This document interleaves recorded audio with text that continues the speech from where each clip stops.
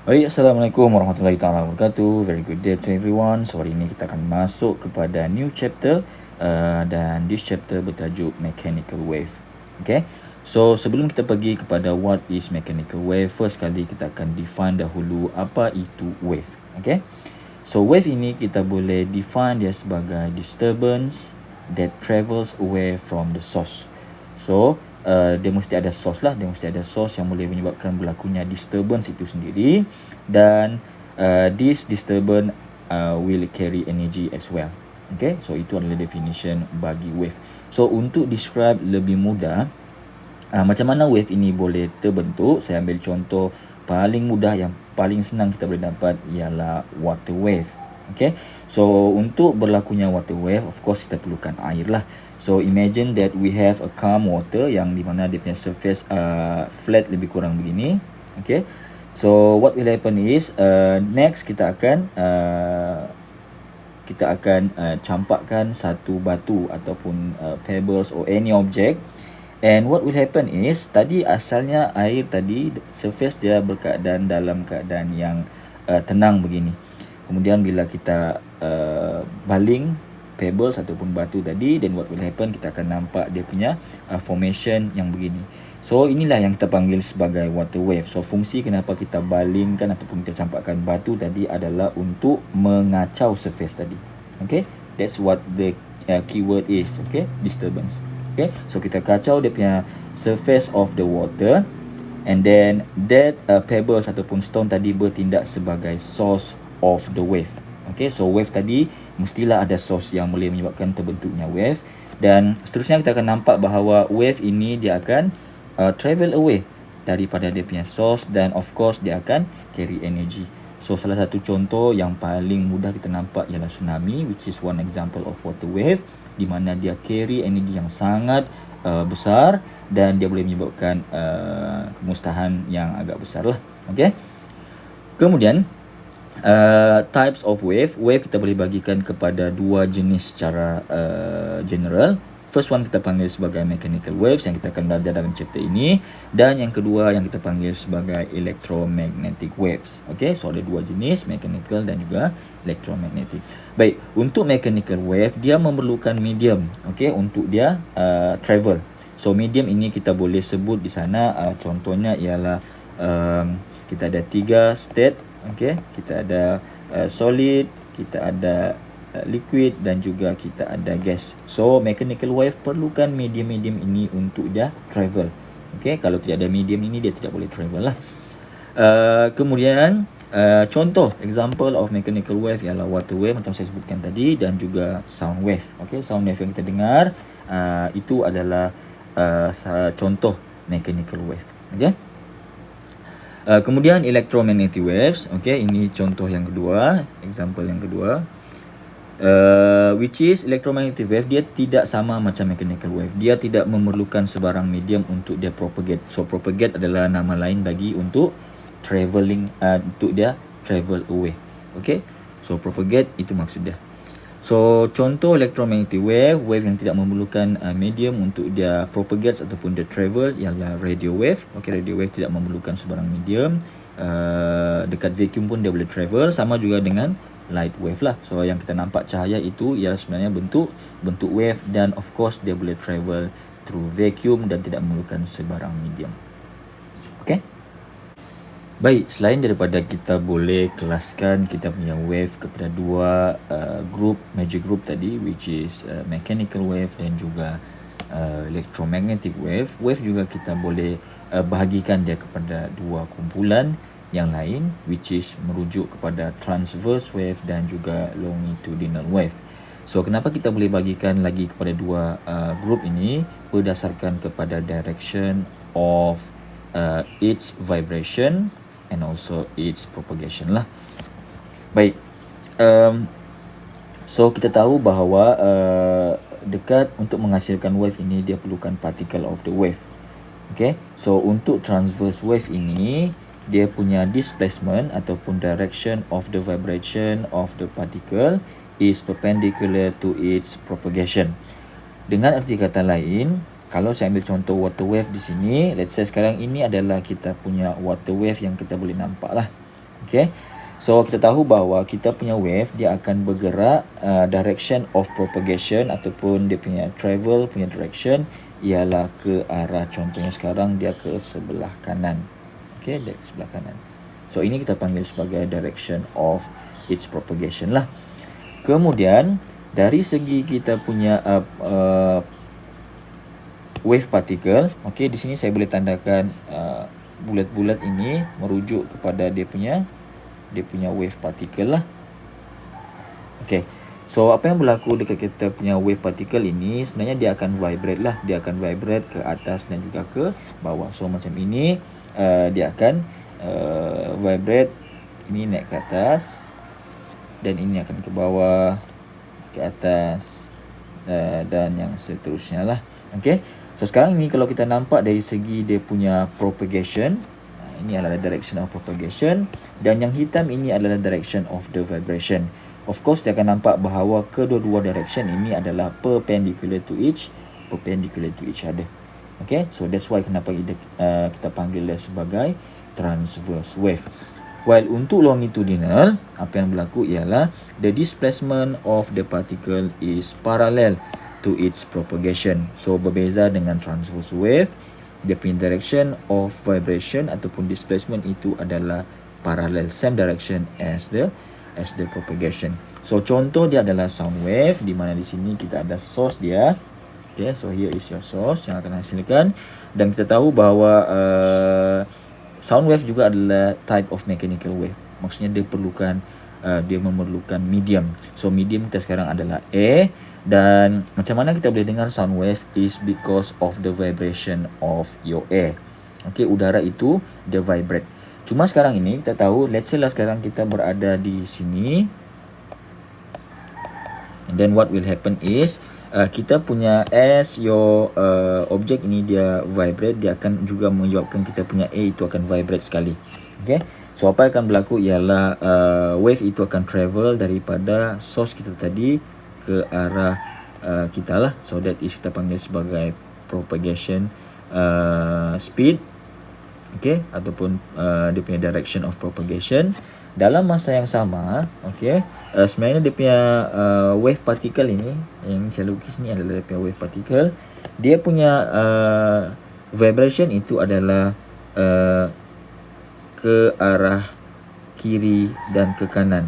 Okay, so ke kiri ataupun ke kanan. So dia akan vibrate begitulah. Okay, so kalau kita nampak di sini direction of your propagation dan juga dia punya displacement ataupun vibration dia adalah same direction, parallel ataupun anti parallel. And because of that, okay, dia dipanggil sebagai longitudinal wave. Okay, so transverse ataupun longitudinal ini kita boleh bezakan melalui dia punya direction of displacement of the particle ataupun dia punya vibration itu adalah sama ada dia parallel ataupun perpendicular. Baik, kita akan tengok kepada definition beberapa term yang akan kita gunakan di dalam topik ini, di dalam topik mechanical wave, di mana some of the terms itu sudah pun kita jumpa di tajuk sebelum ini di dalam tajuk simple harmonic motion. Okay, so first kali kita ada amplitude macam biasa, amplitude A, which is kita punya maximum displacement. Kita ukur dia secara vertical, secara Y. Kemudian yang kedua kita ada frekuensi, italic F, di mana frekuensi definition adalah number of cycle per unit time. Kemudian kita ada period, capital T, time taken untuk one complete oscillation. Kemudian kita ada term yang baru, okay, kita panggil sebagai wavelength. Wavelength simbol dia adalah lambda. Ini kita panggil sebagai lambda, tetapi ada certain student yang akan lukis dia arah begini, terbalik. So salah, dia mestilah begini.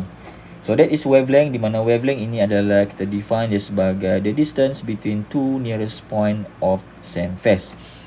Baik, untuk tunjukkan macam mana wavelength ini sebenarnya, okay, saya akan lukis kita punya wave, which is this is a transverse wave.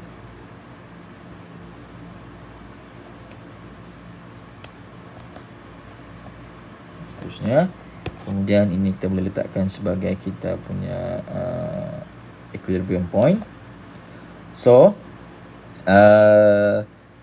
Macam kita tahu, di dalam kita punya wave ini akan ada dua amplitude. Satu yang positif di atas dan satu lagi adalah negatif di sebelah bawah. Baik, peak yang di sebelah atas. Okey, di sebelah atas bermaksud di sebelah sini, sini dan sini. Ini kita panggil dia sebagai crest. Itu dia punya istilah. Untuk peak yang berada di sebelah bawah, okey, ini kita panggil sebagai trough lah. Okey. So, bila dia sebut wavelength ini, kita kira sebagai the distance between two nearest point of the same phase. So, crest and trough ini adalah dia punya phase bagi setiap point. Jadi, kalau saya mau tahu nearest distance between two same phase point, bermaksud wavelength itu adalah jarak di antara crest mestilah dengan crest same phase.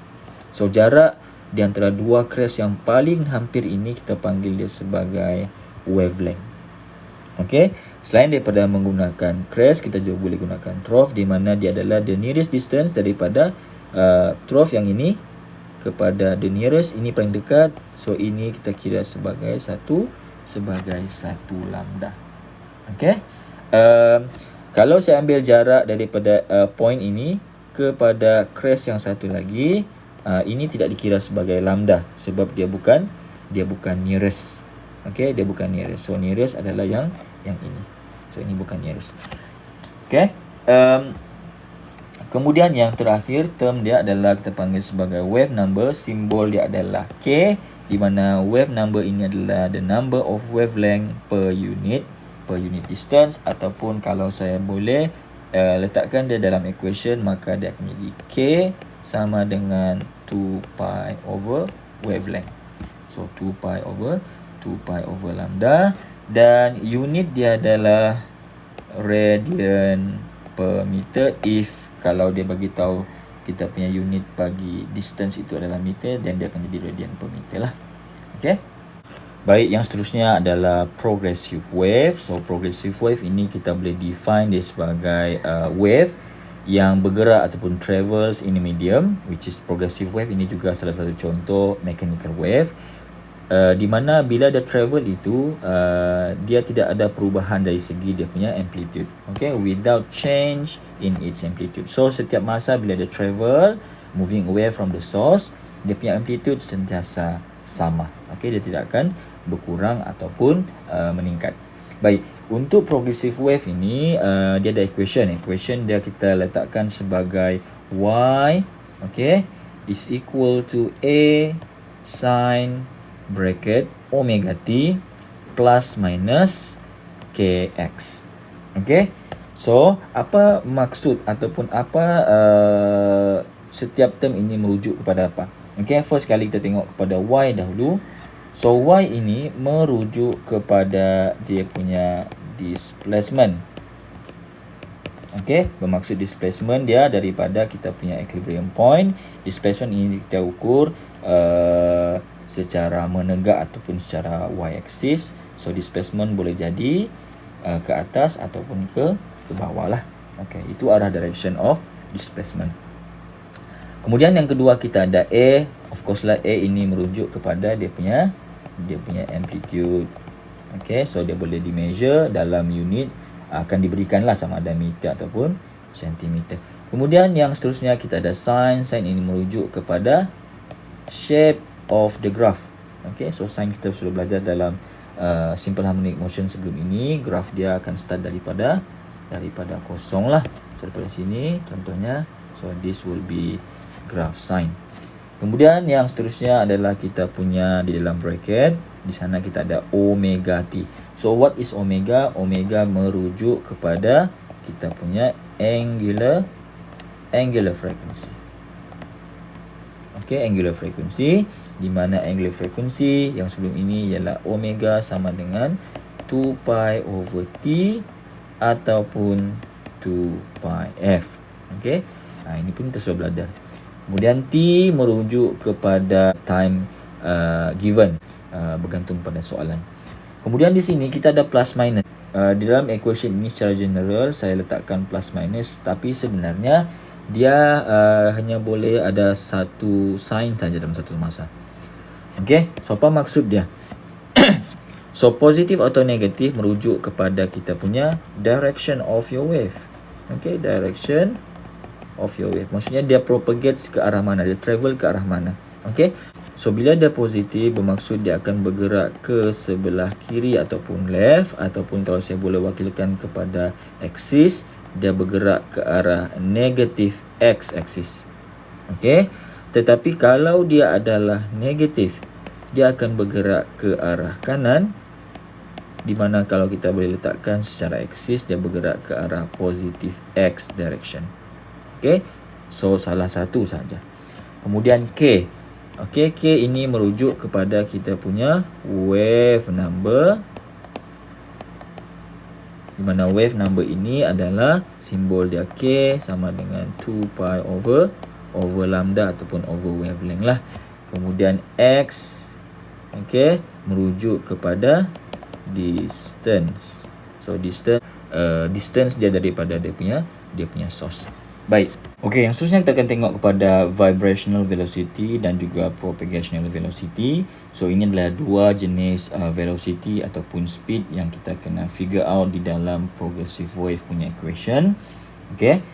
So kita boleh dapatkan dia punya velocity ini menggunakan general equation for progressive wave, which is di mana dia adalah y a sin omega t plus minus kx lah.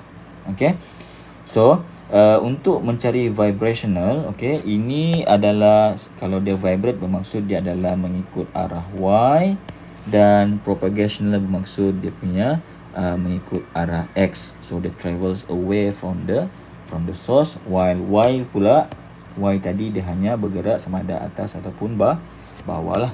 Okay, so untuk mencari vibrational velocity bermaksud dia adalah velocity untuk y direction, kemudian dia adalah dy over dt. So dengan arti kata lain dia adalah d over dt, dan kita masukkan equation untuk progressive wave. So dia akan jadi a sin and then omega t plus minus, and then kita ada kx.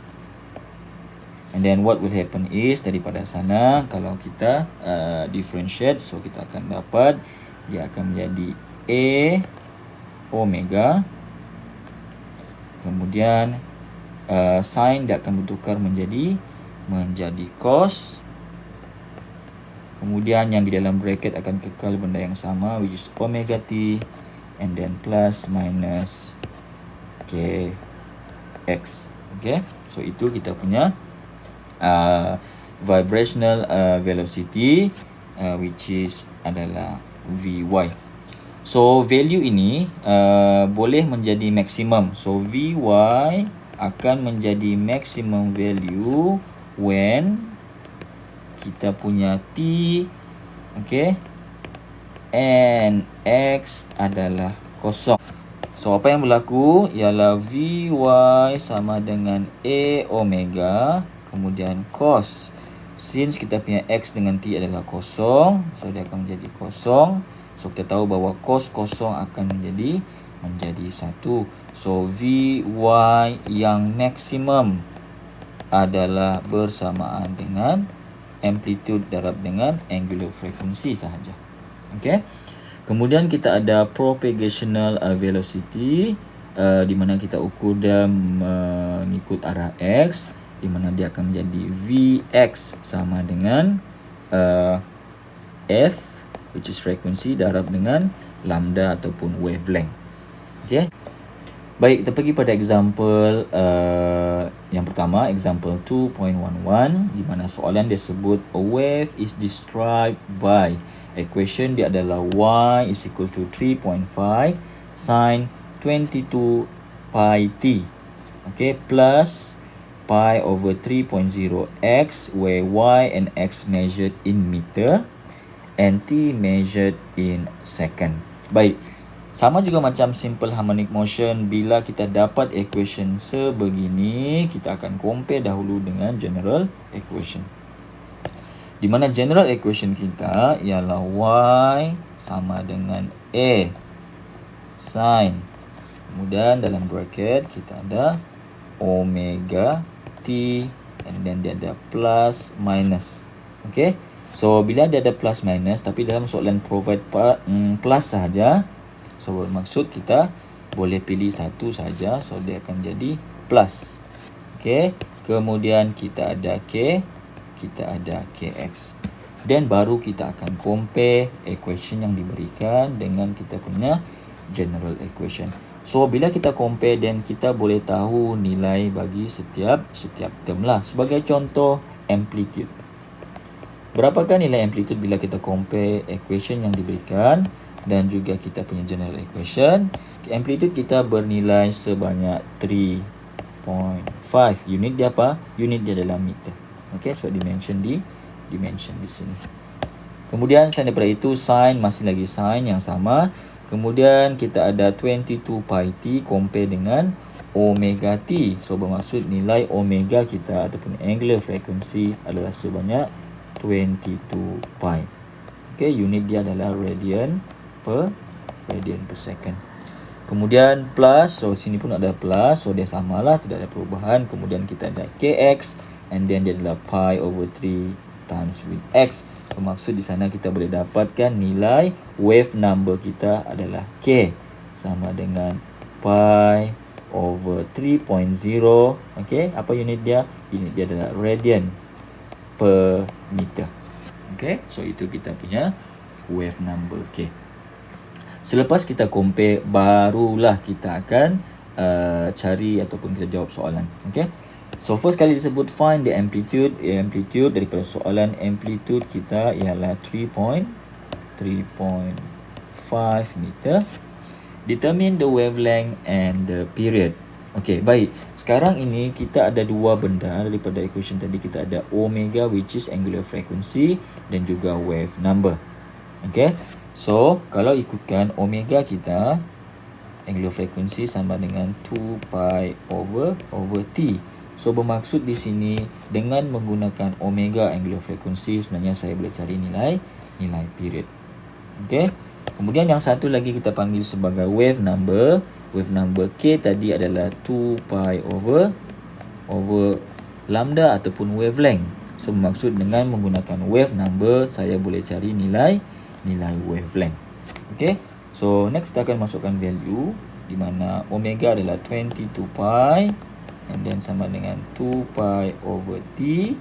So daripada sana saya akan dapat bahawa nilai period saya bersamaan dengan 0.09 second. So itu kita punya period lah. Kemudian kita cari dia punya wavelength. Macam tadi kita gunakan wave number 2 pi over lambda. So K kita adalah pi over 3 is equal to 2 pi over lambda, which is daripada sana kita boleh dapat nilai wavelength bersamaan dengan 6 meter. Okay. Kemudian di sana kita cari soalan C, what is the speed of the wave? Baik. Tadi kita belajar bahawa speed ataupun velocity ini ada dua jenis. Satu adalah vibrational dan juga satu lagi adalah propagational. Okey. Kalau soalan itu mention hanya speed, general speed, dia merujuk kepada propagational speed ataupun Vx. Okey. Kalau dia maksudkan soalan itu mau tanya vibrational velocity ataupun vibrational speed, dia akan mention vibrational. Okey. Kalau just general speed ataupun velocity, dia merujuk kepada propagational speed. Bermaksud nilai kita ataupun equation yang kita akan guna ialah Vx sama dengan F lambda lah. Okey. So di sini saya ada period, bermaksud saya boleh modify equation ini menjadi 1 over t, and then darab dengan lambda. So dia akan menjadi 1 over 0.09, and then darab dengan lambda, which is 6 meter, which will give us 66.6 767 meter per second. So that is kita punya speed of the wave ataupun propagational speed of the wave. Baik, tersambung dengan soalan D. Soalan D disebut what is the maximum vibrational velocity of the wave. So kita nampak di sini bahawa soalan itu mention disebut vibrational lah. Okay. Jadi bermaksud dia merujuk kepada Vy lah, di mana Vy kita tadi adalah A omega. Okay. Kemudian dia adalah cos omega T. So kita ada option sama ada plus ataupun minus. Since dalam kita punya equation adalah plus, so kita akan gunakan plus dengan Kx. Okay. So disebut adalah maksimum. So bila maksimum bermaksud term di belakang ini akan menjadi kosong. So dia akan jadi Vy and then maximum will be equal to A omega cos kosong, bermaksud kita hanya dapat nilai A omega saja. So berapa nilai A dan berapa nilai omega di dalam kita punya equation? So kita akan masukkan value. Amplitude kita adalah 3.5 meter and then omega adalah 22 pi. So masukkan 22 pi, and from there kita akan dapat nilai kita punya maximum vibrational velocity will be 241.90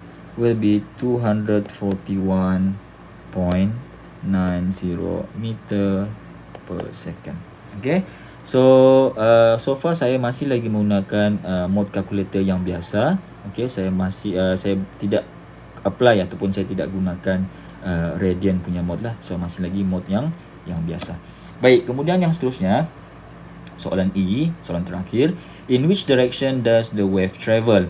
So wave travel, okay, bergantung sepenuhnya kepada kita punya sign di sini.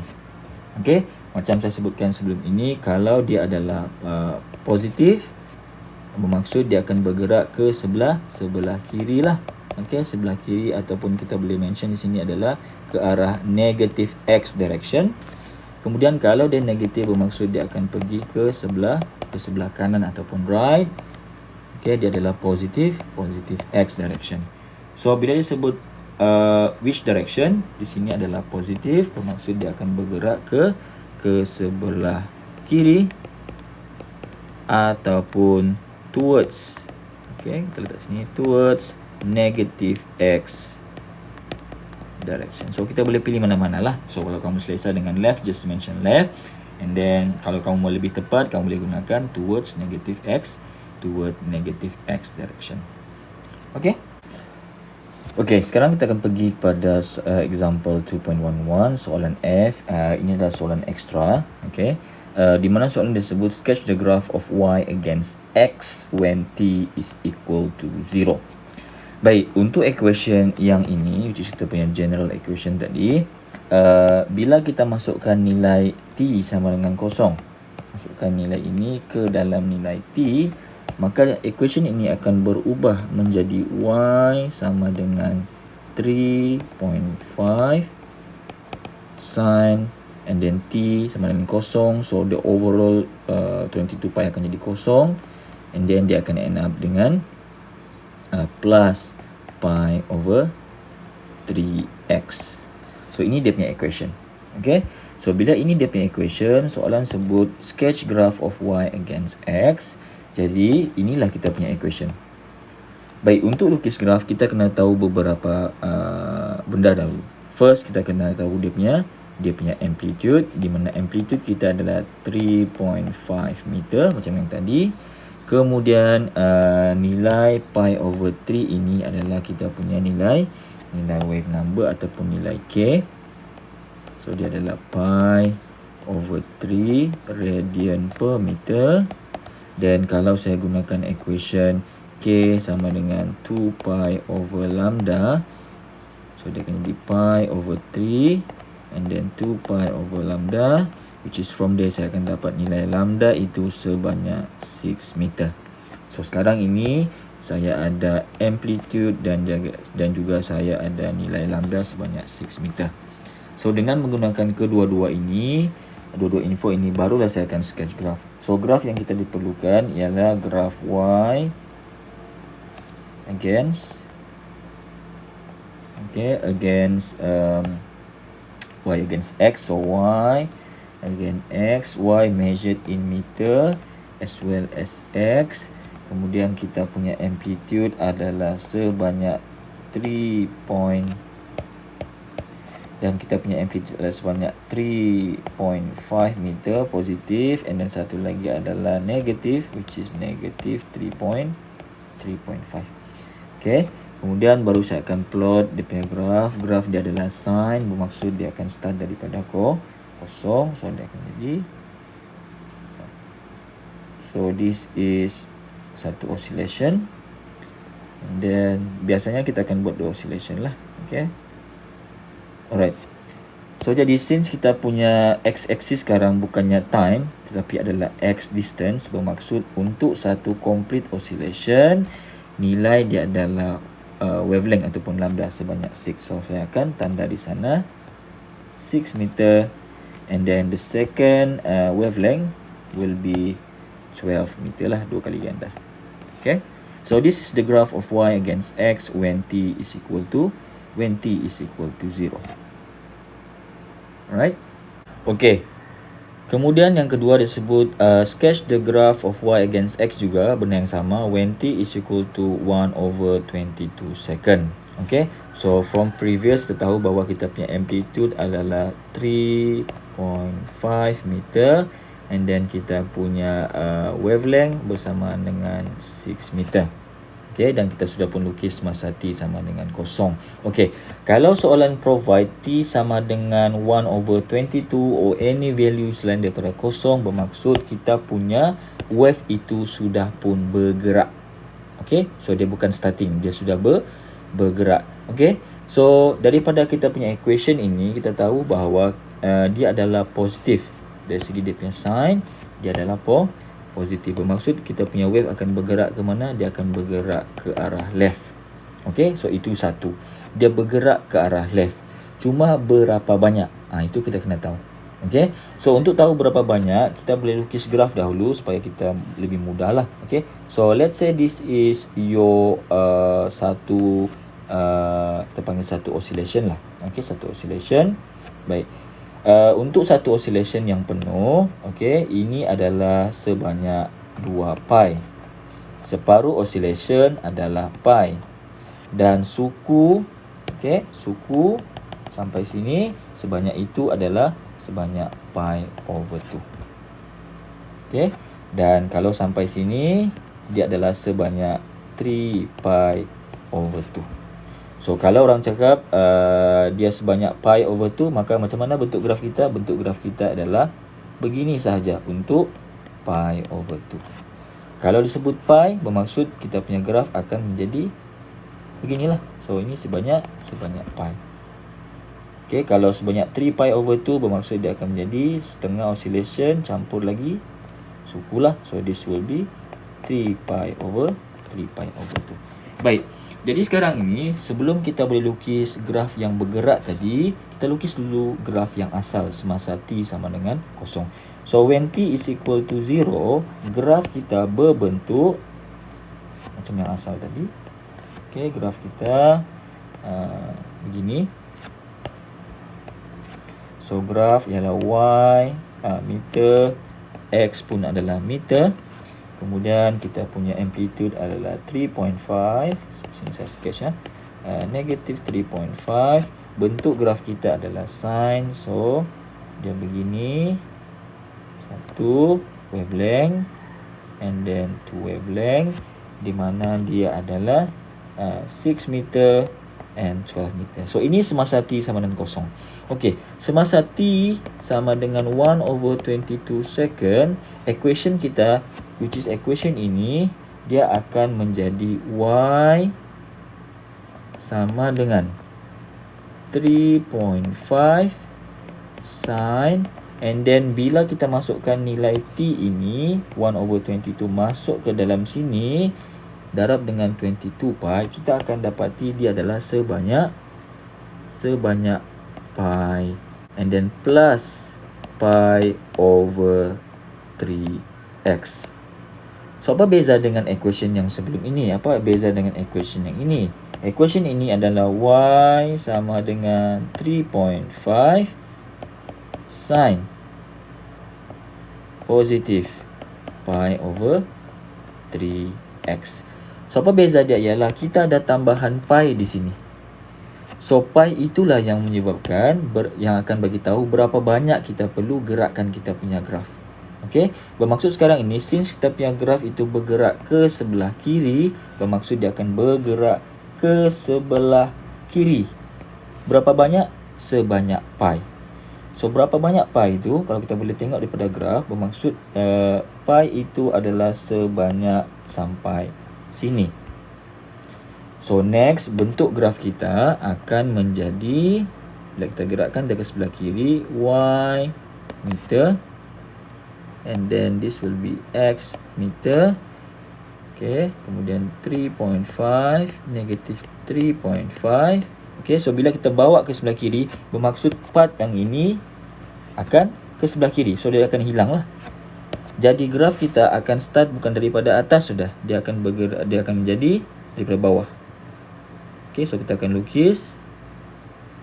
Ini adalah sebanyak satu oscillation. Okay, kemudian tambah lagi satu oscillation. So always dua oscillation lah unless dia bagi tahu. Okay, then baru kita akan tanda di sini sama, which is 6, and this will be 12. So beza di antara graf semasa t sama dengan kosong dan juga semasa t 1/22 ialah di mana kita punya graf sudah start bergerak sebanyak berapa yang kita kira tadi, sebanyak pi. Okay, so dengan example 2.11 soalan extra F1 and 2 tadi, maka itu saja untuk kita punya mechanical wave. Okay, untuk chapter ini. Thank you very much for your attention. Assalamualaikum warahmatullahi taala wabarakatuh.